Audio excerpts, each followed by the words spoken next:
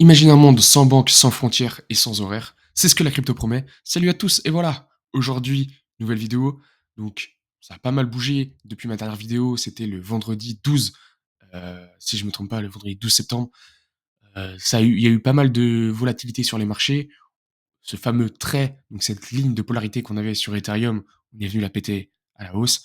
Également, il y a BTC qui a bien pump depuis la dernière fois. J'ai pris plusieurs trades, j'en ai gagné, j'en ai perdu. On va aller faire un tour sur le Google Sheet pour voir où est-ce qu'on en est sur l'historique de mes trades. Euh, C'était sur Ethereum que j'ai pris les trades. BTC, j'en avais pris, mais je m'étais fait SL ABE, donc pas de perte ni de gain. Du côté des news, on a aujourd'hui donc le BOC Rate Statement, donc le taux de la BOC. On a l'Overnight Rate, donc le taux au jour le jour.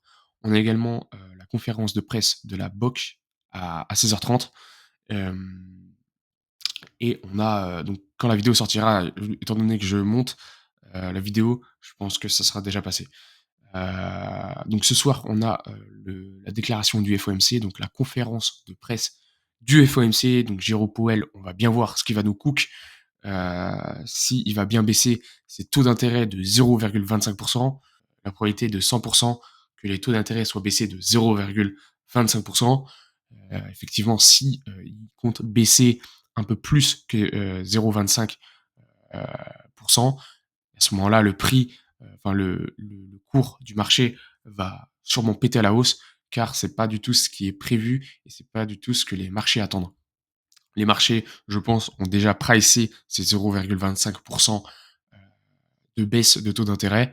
Donc, pour moi, il y a sûrement un sell the news qui va arriver. C'est mon point de vue. Je pense qu'on va, par exemple, sur BTC, on va revenir travailler ce support daily euh, à nouveau. Maintenant, à voir comment ça va réagir euh, suivant les taux d'intérêt. Je vais finir avec les news et après, on va reparler des taux d'intérêt et de ce que peut faire le marché potentiellement vis-à-vis de Jérôme Powell. Jeudi, donc demain, on a l'évolution de chômage, le taux de chômage. On a également résumé de la politique monétaire, le vote du comité de politique monétaire, CPM, sur le taux de décompte officiel. On a également le taux de décompte officiel et la demande d'allocation au chômage à 14h30. Vendredi, on a les taux directeurs de la BOJ, on a la déclaration de politique monétaire et la conférence de presse de la BOJ. Voilà pour les news. Ceci dit, là où ça va être volatile et ce que les traders vont chercher à prendre, c'est aujourd'hui, today, les taux d'intérêt. Donc là, il va y avoir beaucoup de volatilité. Le marché actuellement, depuis quelques heures, consolide et ne sait pas quelle direction prendre. On va en parler.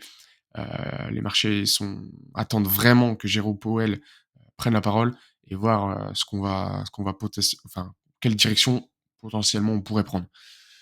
Euh, donc voilà pour ça, je rappelle, il y a toujours mon lien de mon groupe Telegram en description, également dans ma bio de YouTube. Vous pouvez rejoindre mon groupe gratuitement sur Telegram.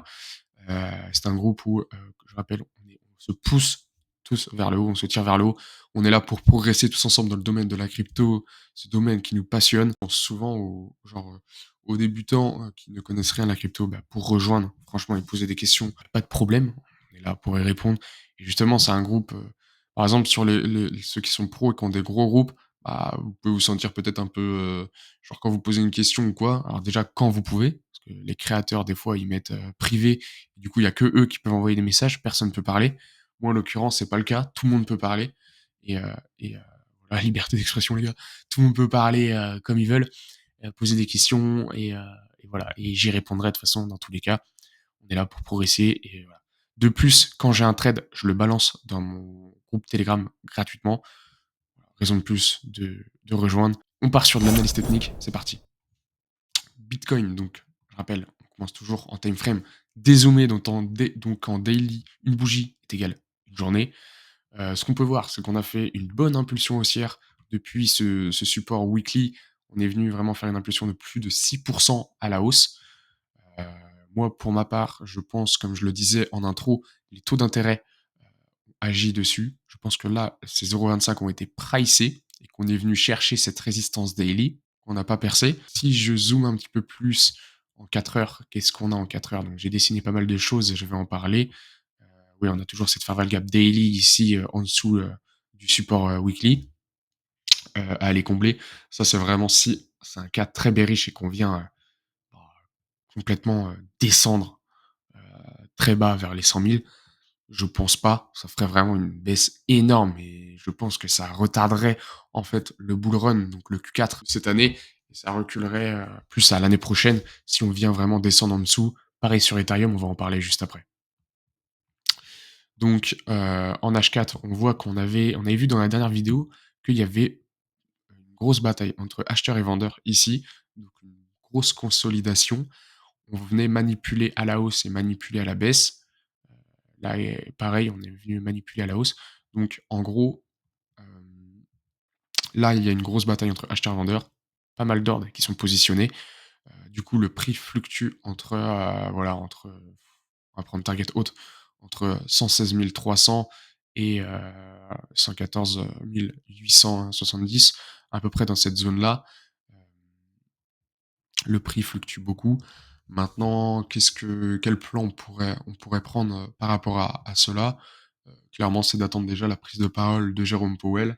Le marché attend vraiment, que Jérôme Powell baisse ses taux d'intérêt et voir si c'était un sell the news et donc partir à la baisse ou, en fait, bah, good news, donc le marché, good news pour les risk on et étant donné que les taux d'intérêt baissent, il y aura plus d'investisseurs dans les risk on, donc la liquidité qui va arriver dans les cryptos, donc forcément le cours monte. En fait, c'est ça, en fait, clairement. Hem, donc à voir ce soir quelle direction le marché va prendre.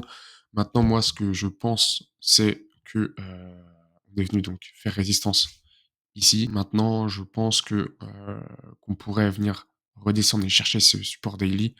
En gros, ça nous ferait, un bon M, comme vous pouvez le voir et casser ce plus bas du M, hem et après ce serait directement le support daily. On a également pas mal d'ordres ici sur les 113 et 114. Je les ai retranscrits avec des lignes jaunes. Bon, c'est plus de l'information, qu'autre chose, hein, ici.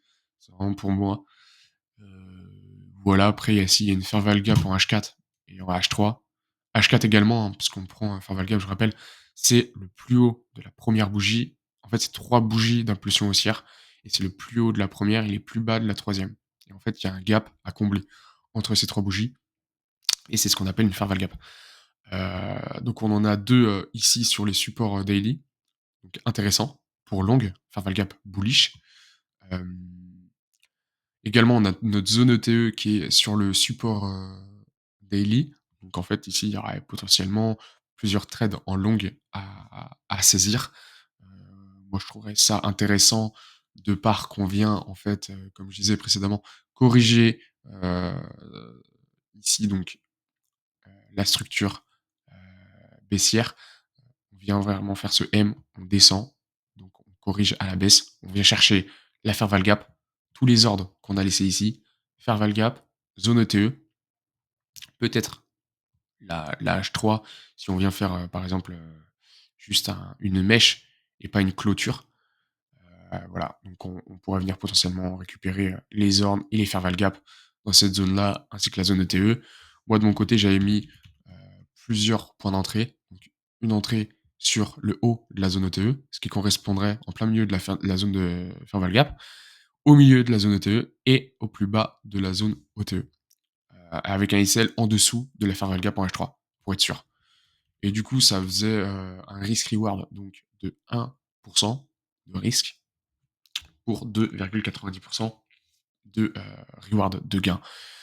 Désolé si je parle un peu du nez, je suis un peu malade. Heu, donc voilà. Donc là, il y aurait un trade potentiellement à prendre après la correction du M, ainsi que le sell the news des taux d'intérêt. Moi, c'est ce que je m'imagine, en tout cas, sur BTC. Donc, voilà pour BTC. Pour ce qui est si, je voulais venir aussi sur ce trade-là. Hem, j'ai le seum parce que j'aurais pu prendre un trade. En fait, ici, tac, tac, tac, je le remets là. Voilà. Là, j'avais un trade à prendre. Imaginez pas, ce côté-là, même, tac, tac, ouais, ce côté, tac, ouais, ce côté-là. Imaginez pas ce cours ici. donc cette print de bougie. Imaginez juste, que le W soit comme ça et en fait, ici, dans cette zone-là, là, ou par là, je sais plus, enfin, en tout cas dans cette zone-là, j'avais dit: «OK, dès qu'on vient break la neckline du W, il y aura un trade à prendre». Vous voyez, c'est un gros W en 4 heures. Il y aura un trade à prendre en longue et aller chercher un 2 à aller prendre, en fait, aller chercher un 2R pour un risque de 1R. Donc très intéressant, prendre un trade de 2 pour 1, c'est beau, c'est un très bon trade. Hem, voilà, donc j'avais dit: «Let's go, dès qu'on break, j'envoie le trade. Si les indicateurs sont bons, donc order flow et si les order book, les ordres de vente sont bonnes aussi, s'il y a pas trop d'ordres, pas trop de BTC, allez stop». Pourquoi pas, ouais, prendre un long. Malheureusement, j'étais pas devant, donc j'ai pas pu prendre le trade. Voilà, de par, mon travail aussi, je peux pas être tout le temps devant les écrans, ça c'est dommage. Heu, sinon j'aimerais bien, mais ouais, voilà, j'avais une occupation, j'ai pas pu prendre le trade malheureusement.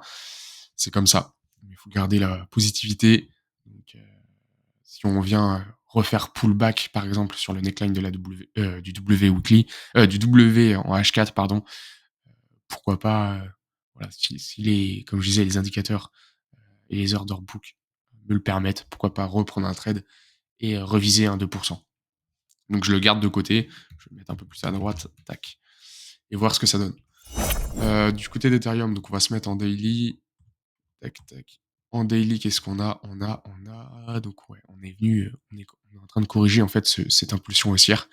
Hem, on a toujours ces fair value gap daily, très bas, donc sur les 3 700 et les 3 900-4 000 voilà, ce serait vraiment dommage de venir les combler. Je sais pas ce que j'imagine, parce que ce serait vraiment, comme je disais, sur BTC, en fait, si on vient baisser et passer en dessous ce ce support, daily, clairement, oui, on pourrait venir chercher les fair value gap daily, mais ça retarderait en fait, parce qu'on galérerait à revenir réintégrer ce range-là et revenir encore réintégrer ce range-là avant de péter à la hausse.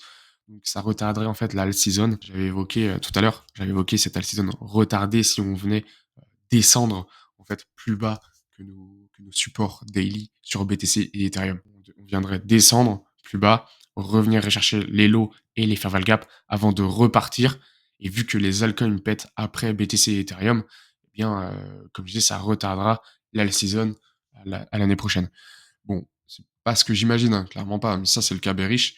Faut quand même y penser. Maintenant, en cas bullish, clairement, c'est que, alors, moyen terme, on peut être bearish à revenir, comme je disais, c'est the news de Powell, où on vient descendre, chercher soit les fair value gap, zone ETE ici, on va zoomer après, on va regarder, ou revenir chercher les lots qu'on a laissés au fur et à mesure de l'impulsion haussière. On a laissé pas mal de lots ici à récupérer.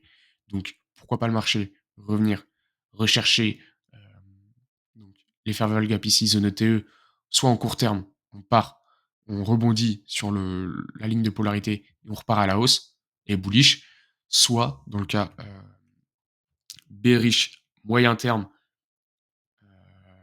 ben, on vient en fait finalement, voilà, on descend, on vient donc descendre à la baisse, revenir chercher tous les ordres qu'on a accumulés, comme je disais, à l'impulsion haussière. On vient transpercer les fair value gap et rechercher cette zone de support en 4 heures ou en daily et faire une mèche dégueulasse ici pour revenir chercher les lots et par contre clôturer, rester clôturé au-dessus de ce support daily en 1 heure. Donc on a plusieurs fair value gap comme je l'ai retranscrit sur le graphe. On a une fair value gap en H1 bearish, une fair value gap en H4 bearish. Vous voyez, pour les shorters, je l'avais mis dans le groupe Telegram par exemple. Je l'avais repéré donc par là. J'avais dit: «OK, si on vient, bah, potentiellement revenir sur cette zone des 4 500 sur Ethereum, il y avait potentiellement un short à prendre» et ça a été le cas parce qu'on est venu vraiment descendre. Donc si vous aurez pris le short, vous aurez pu faire un 2R, un 2 facile quoi. Enfin, j'avais repéré, ouais, c'était évident qu'on vient de se faire rejeter de la fair value gap, comme on fait, par exemple sur les fair value gap bullish. On vient la chercher ici et on repart à la hausse. Là, pareil, on vient chercher la fair value gap bearish, on repart à la baisse. Voilà. Donc voilà pour ça, je la laisse quand même parce qu'on n'est pas venu la transpercer. Idem pour la fair value gap en H1. Maintenant moi, ce que j'imagine, c'est, déjà là pareil, hein, comme sur BTC, je vous avais montré ici, avec le gros W en H4, hem, ici il y avait un trade aussi à prendre, sur le milieu de la zone ETE. Je l'ai pas pris, encore une fois, j'étais pas devant, donc un peu le seum de pas avoir pris ce trade. J'aurais pu mettre un ordre limite, hein, franchement, je pense que plus ça va, plus je vais en mettre vu que je suis pas devant. Le problème, c'est que j'aime bien prendre un trade et être devant les indicateurs, les order book, et cetera et de savoir si je prends la position ou pas. Mais bon. Donc je l'ai pas prise, dommage, parce que j'aurais pu, chercher le 1,8 R, même plus haut, hein.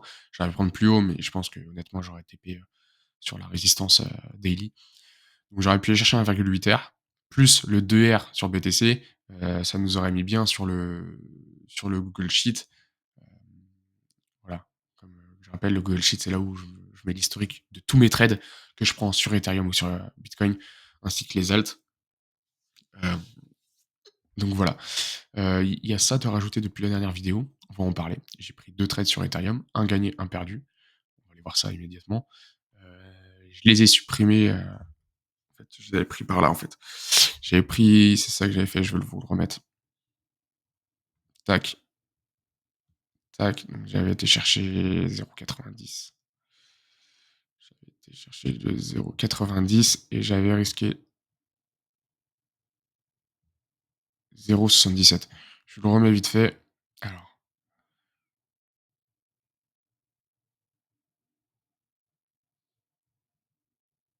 tac, voilà, comme cela. En gros, ce qui s'est passé, c'est c'est ça. En gros, j'étais par là, quoi. J'étais par là et en gros, ce que j'ai fait, c'est que j'ai FOMO. C'est une erreur pour moi, hein, ce trade-là. Je l'ai gagné, hein. J'ai pris 0,90 mais c'est une erreur pour moi. Pourquoi? Parce que j'ai FOMO. En gros, le marché, il est pété à la hausse et je me suis dit: «OK, vas-y, let's go». J'ai pas dézoomé, en fait et j'aurais dû et en gros, je suis rentré en court terme sur le marché. J'avais mis mon stop loss à perte de 0,77.